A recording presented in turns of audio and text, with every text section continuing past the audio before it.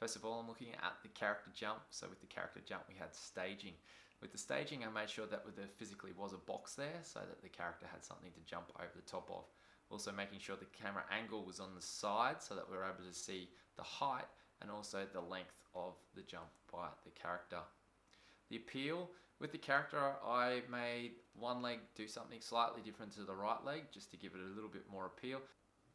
Timing. With the timing of this, I extended the timing just a little bit with the keyframes through the middle just because the character jumped also higher and also longer than it. There's an ease in and ease out. So we ease into the jump.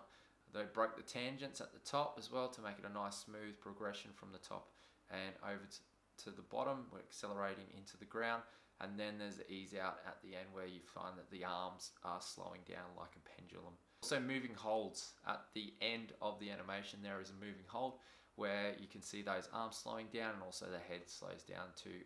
Bringing the arms as far back as I could without breaking the rig for the anticipation phase of the jump, and also making sure I squashed the rig down as far as I could as well before it broke and sort of tweaked out. On the stretch was then at the height of the jump and as we went through the air, and then it squashed back down. Anticipation, of course, as I just mentioned, anticipation was leading up into the jump, so squished down, wound the arms back, generated force, and then there was the big takeoff and up into the air. Exaggeration, so exaggeration was height and also the length of the jump was exaggerated, and I also tried to tweak the arms a little bit as well. However, the rig would only go so far with that before it was sort of weaking out on me and twisting too much through the arms.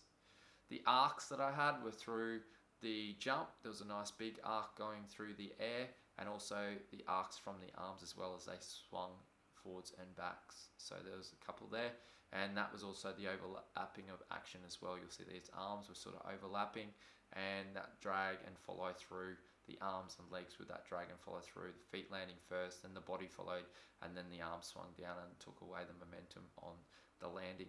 My character walk, which I modelled off Jack Sparrow.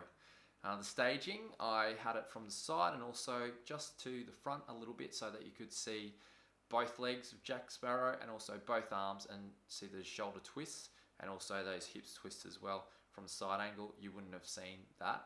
Also, one of the other features was his left arm, the finger dangles as well. So there's the timing. I slowed down the timing. That was 25 frames for a normal walk. I slowed him down to 31 frames for the walk, just because I found at 25 frames with the up and down action and sort of exaggerating that up and down action of Jack Sparrow, he just seemed way too jerky.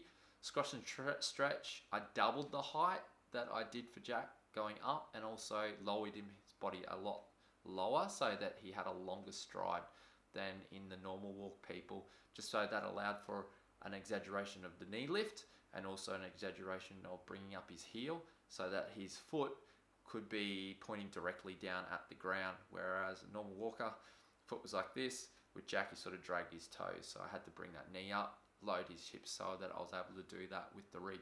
Arcs were done.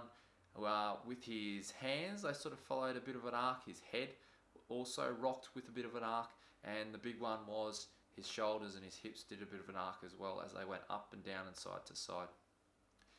The overlapping action then was he twisted, then his shoulder went, then his elbow went, and then his wrist went, and then you'd see his fingers went, which was sort of the drag through and the follow through as well.